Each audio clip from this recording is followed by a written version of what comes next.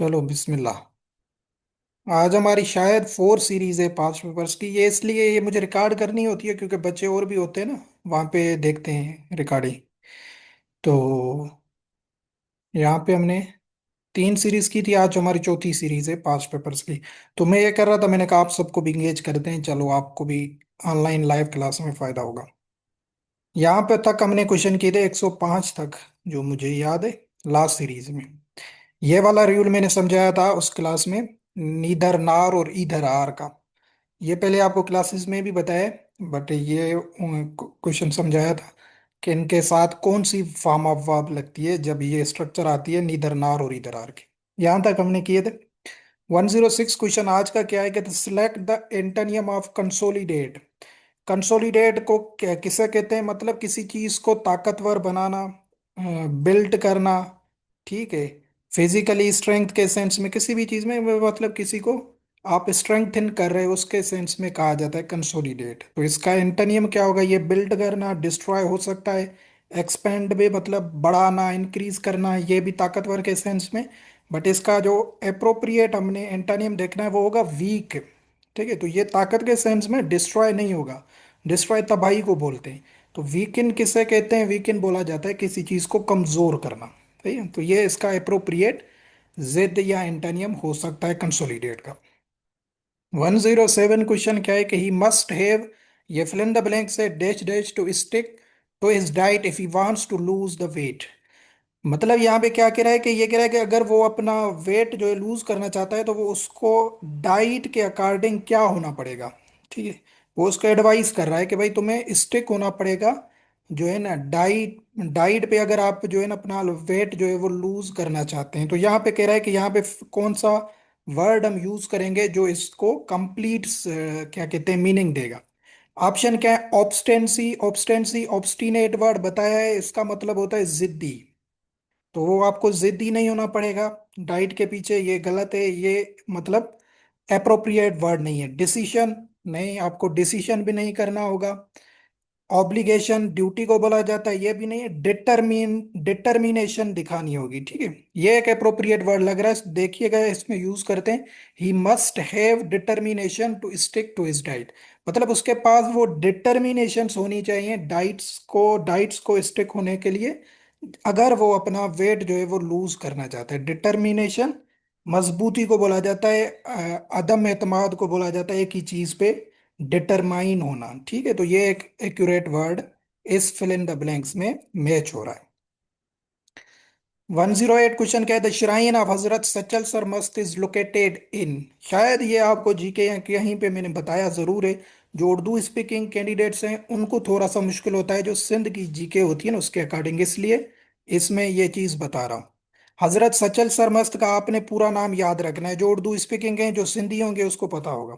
सचल सरमस्त को कहा जाता है, असल नाम था इसका अब्दुल वहाब। ठीक है, अब्दुल वहाब। जो उर्दू स्पीकिंग लोग हैं उनको जरूर पता होना चाहिए, इनके ओरिजिनल नेम कभी कभी पूछे जाते हैं। अब्दुल वहाब आपने नाम याद रखना है। और इसकी जो मज़ार शरीफ है, ये अगर ऑप्शन में अगर उस बिल्कुल जो जिस स्पेसिफिक जगह पे कभी कभी वो भी आ जाती है, उसका नाम है दराजा शरीफ। ठीक है, दराजा शरीफ ये आती है गम्बट में। ठीक है, दराजा शरीफ आप कह सकते हैं। कभी कभी ऑप्शन में दराजा शरीफ भी आ जाता है, इसलिए बता रहा हूँ। दराजा शरीफ या गम्बट, ये आपको मिल जाएगा। और ये हफ्त ज़बान पोइट थे। हफ्त ज़बान बोला जाता है जो 7 लैंग्वेजेस में इसने शायरी की है, 7 ज़बानों में। सही है, सचल सरमस्त सिंध के बड़े शायर हैं। तो इनका असल नेम क्या था? अब्दुल वहाब था। 109 क्वेश्चन क्या है कि the idiom fair field and no favour. Fair field and no favour, ये बहुत ज्यादा आपने देखा होगा। अभी पॉलिटिशियंस का कुछ इख्तलाफात हुए थे तो बिलावल भुट्टो बार बार ये इडियम यूज करता था कि हमें फेयर फील्ड चाहिए। ठीक है, fair field and no favour, इस इडियम का मतलब होता है an equal chance for everyone, मतलब हर किसी के लिए इक्वल अपॉर्चुनिटीज। तो ये इडियम वैसे हम अपने एकेडमिक में भी पढ़ेंगे, बट ये आपने यहाँ पे भी याद रखना है, ये पास पेपर्स में आया हुआ है। फेयर फील्ड का क्या मतलब होता है? हर किसी के लिए इक्वल चांसेस, बराबर। 110, ये शायद सिंगुलर प्लूरल में किया था। प्लूरल फॉर्म ऑफ फिश, गलती से भी फिश को फिशेस नहीं कीजिएगा। ये याद रखिए, ये क्वेश्चन आता है क्योंकि इसमें गड़बड़ करते हैं हम। फिशेज नहीं करना है आपने, फिश का हमेशा प्लूरल फिश ही रहेगा, जो आपको वो देगा। सही है। तो सी ऑप्शन में देखो उसने सिंपली फिश भी दिया है, तो फिश का प्लूरल फिश ही रहता है। और दूसरा यहां से आपने याद रखना है शीप।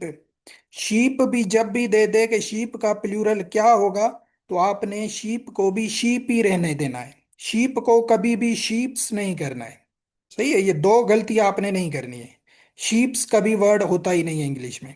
शीप भी नहीं होगा, शीप सॉरी, और फिशेस भी नहीं होगा। फिश भी सेम रहेगा, सिंगुलर भी प्लूरल भी।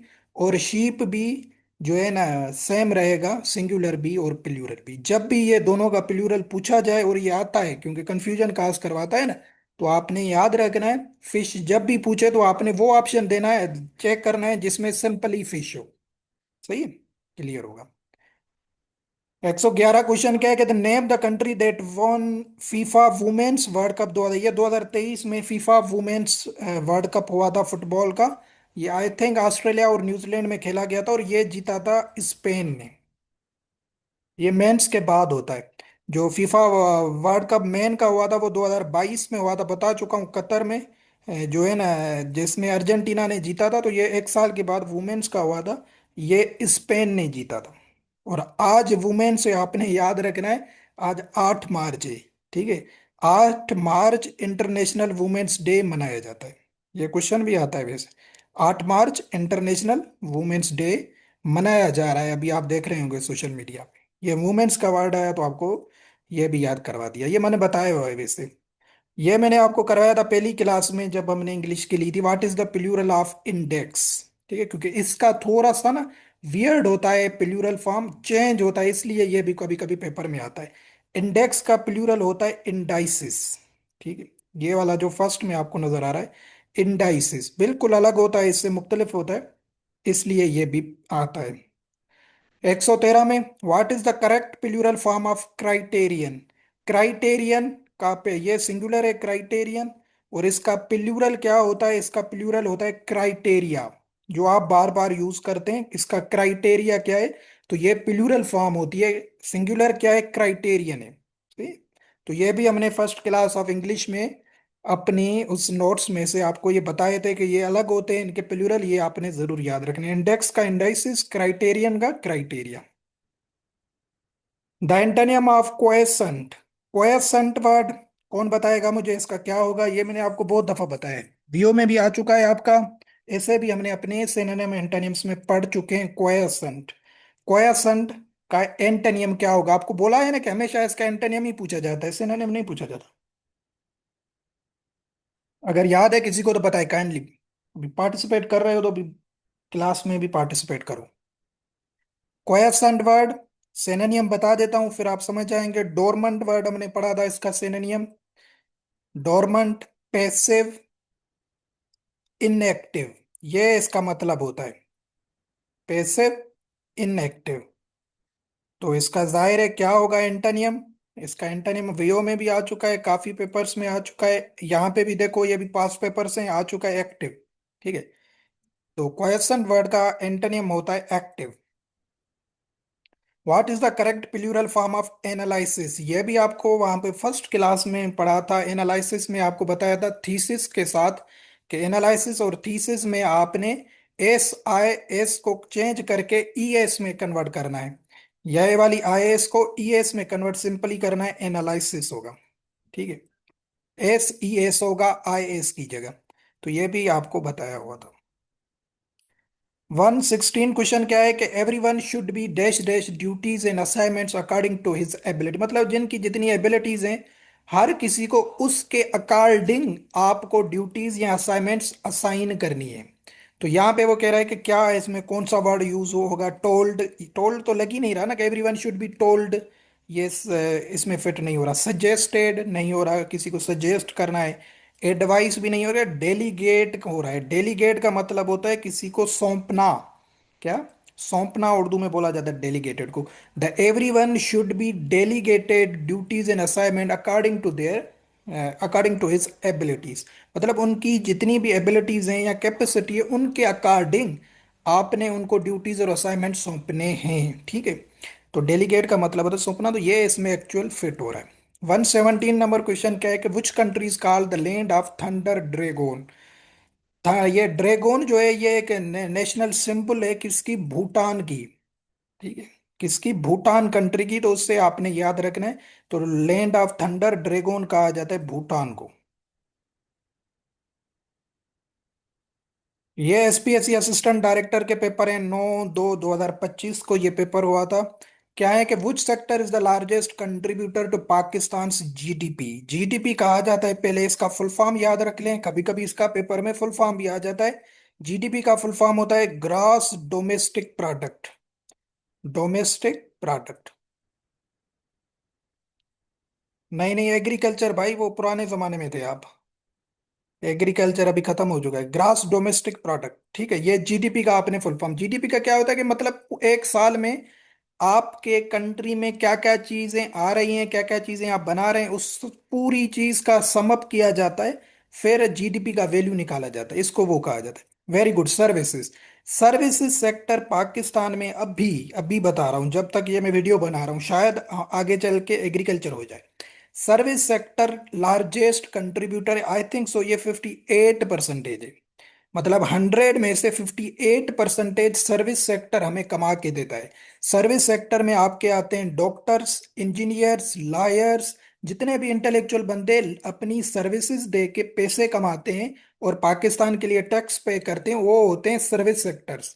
जिसमें आप लोग सब जो काम कर रहे हैं ना, ये सर्विस है। तो ये अभी पाकिस्तान में सबसे ज्यादा कंट्रीब्यूट कर रहा है पैसे कमाने में। एग्रीकल्चर 23% है। कितना? एग्रीकल्चर अयूब खान के जमाने में, इनके जमाने में एग्रीकल्चर 50 से भी ज्यादा था। अभी कम हो गया एग्रीकल्चर। और मैन्युफैक्चरिंग, ये जो इंडस्ट्रीज वगैरह हैं, ये 20% आपको पैसे कमा के देते हैं। तो सबसे ज्यादा सर्विस सेक्टर आपको पैसे कमा के दे रहा है, जो लोगों को सर्विस प्रोवाइड कर रहे हैं, डिफरेंट प्रोफेशनल लोग हैं ये। ठीक है। तो सर्विस सेक्टर आपने जब भी ये क्वेश्चन आ जाए, तो कौन सा कंट्रीब्यूट कर रहा है, वो सर्विस सेक्टर कर रहा है।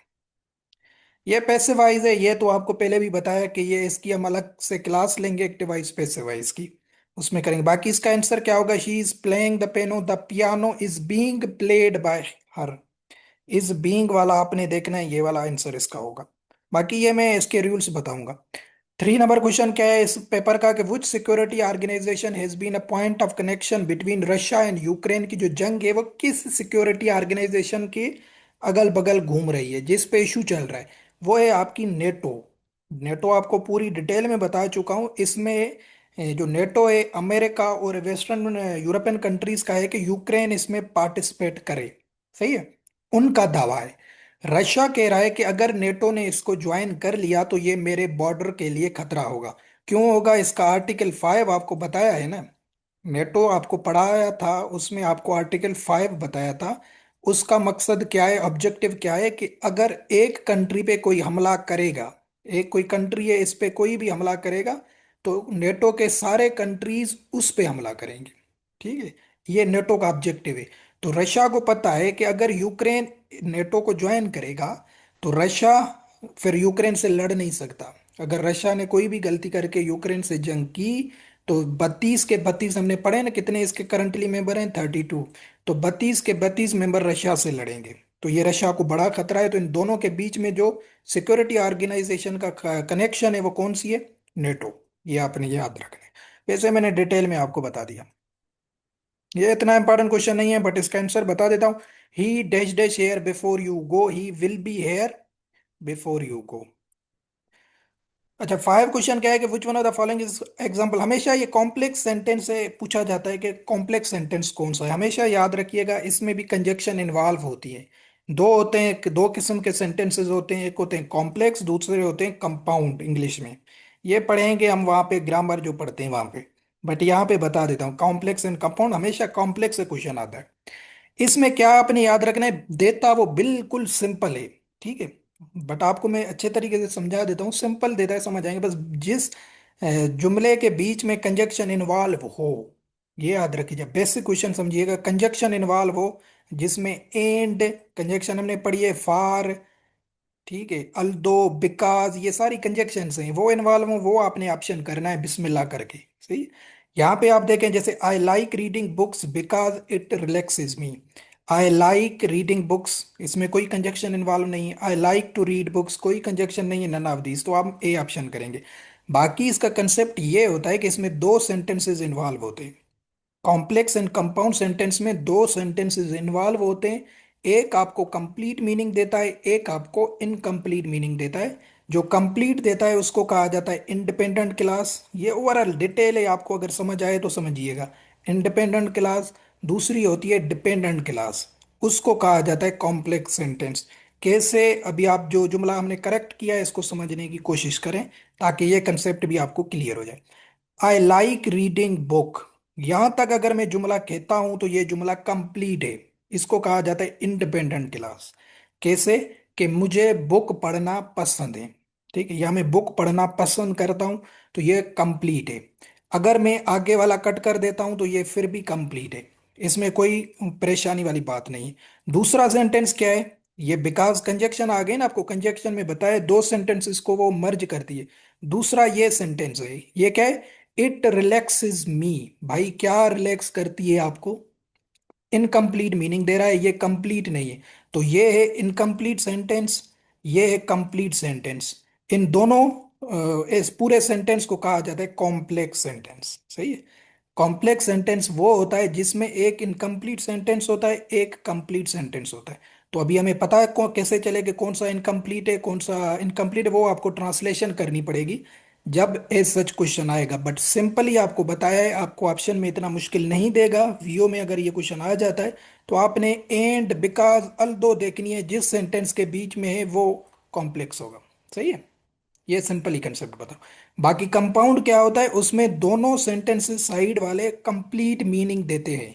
कैसे, एग्जांपल दे रहा हूं, अली इज अ डॉक्टर, ठीक है, अली इज अ डॉक्टर, एक ये सेंटेंस हो गया। अभी कोई कंजक्शन लगाते हैं, एंड लगाते हैं, and he is a teacher, he is a teacher, ठीक है।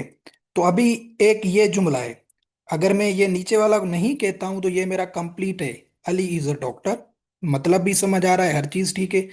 अगर एंड के बाद वाला मैं पढ़ता हूं ही इज अ टीचर, तो ये भी कंप्लीट है, इसमें भी कोई आपको परेशानी या इनकम्प्लीट सेंटेंस नजर नहीं आ रहा। तो इस स्ट्रक्चर को कहा जाता है कंपाउंड सेंटेंस। क्या कहा जाता है, कंपाउंड। ऊपर अगर आप देखेंगे इट रिलैक्सेस मी, आप कहेंगे ना कि भाई क्या चीज आपको रिलैक्स कर रही है, क्योंकि ये वाला सेंटेंस डिपेंडेंट है पहले सेंटेंस पे। अगर आप पहला बोलेंगे तब जाके आपको क्लियर होगा कि भाई मुझे बुक पढ़ने को पसंद करता हूँ क्योंकि वो मुझे रिलैक्स करते हैं, ठीक है, या उससे मैं कंफर्टेबल फील करता हूँ। तो ये वाला दूसरा सेंटेंस इस पे डिपेंडेंट है। और ये जो मैंने आपको एग्जांपल दिया है इसमें he is a teacher Ali पे डिपेंडेंट नहीं है, ये अलग एक स्ट्रक्चर है या अलग एक सेंटेंस है, इसको कंपाउंड कहा जाता है।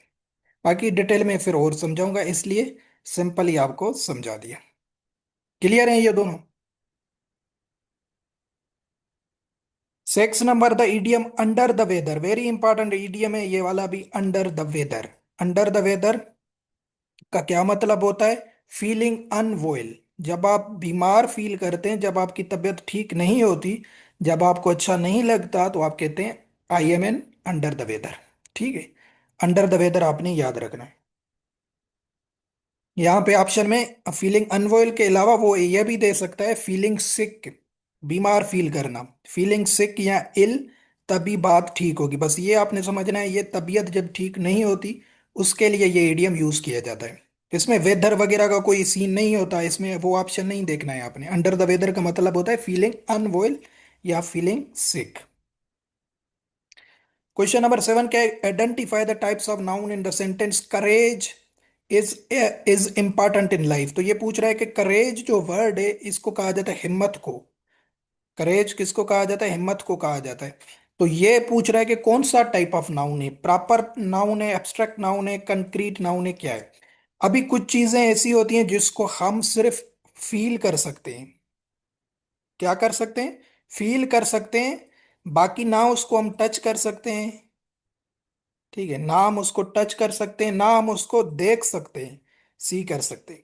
तो उन नाउन्स को कहा जाता है एब्स्ट्रैक्ट नाउन। क्या कहा जाता है, एब्स्ट्रैक्ट नाउन कहा जाता है। तो जो ये हिम्मत है, ये आप लोगों ने देखी तो नहीं है ना, ये किसी की खूबी होती है या किसी में कि ये चीज होती है। हिम्मत को आपने स्पेसिफिकली देखा नहीं है, ना ही आपका हिम्मत को टच कर सकते हैं। इसका दूसरा एग्जाम्पल है लव। ठीक है, हम सब लव तो करते हैं, बट हमने लव को देखा नहीं है कि भाई लव है क्या, या नहीं उसको टच किया है। सही है? तो ये सारी चीजें क्या होती हैं, ये होती हैं एब्स्ट्रैक्ट नाउन होती हैं, जो हमें नजर नहीं आती, हम जस्ट उनको फील करते हैं। तो जब भी एज सच क्वेश्चन आ जाए तो आप अंडरलाइन करके देख भाई ये कौन सा नाउन है इस फॉर्म में। तो ये आपने समझना है, इसमें लव है, करेज है, ऑनेस्टी है, ईमानदारी भी आप लोगों ने लोगों में देखी होगी, बट ईमानदारी को आपने टच वगैरह नहीं किया है। तो ये भी क्या है, ये भी सारे एब्स्ट्रैक्ट नाउन्स हैं। क्वेश्चन नंबर 8 क्या है, what is the first obligation of Islam. इस्लाम को इस्लाम में फर्स्ट ओब्लिगेशन क्या होती है। डिक्लेरेशन ऑफ फेथ, कलमा शहादत, प्रेयर, नमाज, फास्टिंग, क्या तो हम सबसे पहले एक जो मुसलमान होता है, फर्स्ट डिक्लेरेशन क्या होती है कि वो कलमा शहादत या फेथ की डिक्लेरेशन करता है। तो ये फर्स्ट ओब्लिगेशन ये होती है, उसके बाद सारी चीजें होती हैं। ये भी कुछ क्वेश्चंस करते हैं, ये असिस्टेंट का ये भी पेपर है। व्हाट इज द प्राइमरी या मेन कंपोनेंट, जो नेचुरल गैसेस हैं उसमें कौन सी कंपोनेंट ऑफ गैसेस यूज किए जाते हैं। तो आपने याद रखा, बट ये इतना इंपॉर्टेंट क्वेश्चन नहीं है आपके व्यू के लिए। मीथेन, आंसर बता देता हूँ, मीथेन यूज की जाती है। इलेक्ट्रिकल रेजिस्टेंस, इसके लिए जो एसआई यूनिट है वो है ओहम। ये हमारे लिए इतने इंपॉर्टेंट नहीं, ये वेरी इंपॉर्टेंट है, काफी दफा आपको बताया कि the planet of the solar system which is the maximum number of moons या सैटेलाइट। काफी दफा आपको बताया कि मोर देन 200 मून आपको मिलेंगे सेटर्न पे। ठीक है, तो सेटर्न पे जब भी मैक्सिमम नंबर ऑफ मून्स की बात आए तो सेटर्न आपने करना है। क्वेश्चन नंबर 4 क्या है, हु गेव द टाइटल कायदे आजम तो मोहम्मद अली जिन्ना। ये क्वेश्चन प्रीवियस वीक शायद आपको बताया था, देखो ये पास्ट पेपर्स में 9/2/2025 को ये क्वेश्चन आ चुका है ऑलरेडी एसपीएससी में, कि कायदे आजम का टाइटल मोहम्मद अली जिन्ना को किसने दिया था, मौलाना मजहरुद्दीन शहीद। ये नाम आपको बताया था, मौलाना मजहरुद्दीन शहीद साहब ने मोहम्मद अली जिन्ना को कायदे आजम का टाइटल दिया था। क्वेश्चन नंबर 5 क्या है कि which vitamin helps in clotting of blood. Clotting of blood के लिए कौन सी विटामिन नेसेसरी होती है, विटामिन के। और अगर मिनरल पूछा जाए तो कैल्शियम। सही है, ये दोनों क्वेश्चन वीओ में भी आ चुके हैं, आपको वन पेपर में भी भर भर के मिलते हैं। The common gas used known as call laughing gas, ये भी शायद बताया था आपको एवरीडे साइंस में। नाइट्रस ऑक्साइड जो होती है इसको लाफिंग गैस कहा जाता है। नाइट्रस ऑक्साइड को लाफिंग गैस कहा जाता है, और इसी फॉर्म में ये क्वेश्चन आता है। क्वेश्चन नंबर 7 क्या है, the capital of Canada. Canada का कैपिटल कौन सा है, तो कनाडा का कैपिटल है ओटावा। ठीक है, तो ये आपने याद रखना, ये पास्ट पेपर्स में आया हुआ है कनाडा। काफी लोग सोशल मीडिया के जरिए से बार बार टोरंटो का जिक्र सुनते हैं ना, तो ऑप्शन में वो टोरंटो करते हैं, तो टोरंटो आपने नहीं करना है। कनाडा का कैपिटल जो है वो है ओटावा, टोरंटो भी शहर है, सिटी है। Who presented the objective resolution in the constitution assembly, बता चुका हूं काफी दफा आपको पाकिस्तान अफेयर्स के नोट्सों में, कि ऑब्जेक्टिव रेजोल्यूशन 1949 को पास करवाए गए थे। किसने करवाए थे, पाकिस्तान के first prime minister Liaquat Ali Khan ने। सही है, ऑब्जेक्टिव रेजोल्यूशन से हमेशा क्वेश्चन आता है। क्वेश्चन नंबर 9 क्या है कि what is the synonym of fragile. Very important word है ये फ्रेजाइल। फ्रेजाइल का मतलब क्या होता है, फ्रेजाइल का मतलब होता है कमजोर करना। कमजोर करना किसी चीज को, बिल्कुल कमजोर। ठीक है, तो ये क्या है, वीक। ठीक है,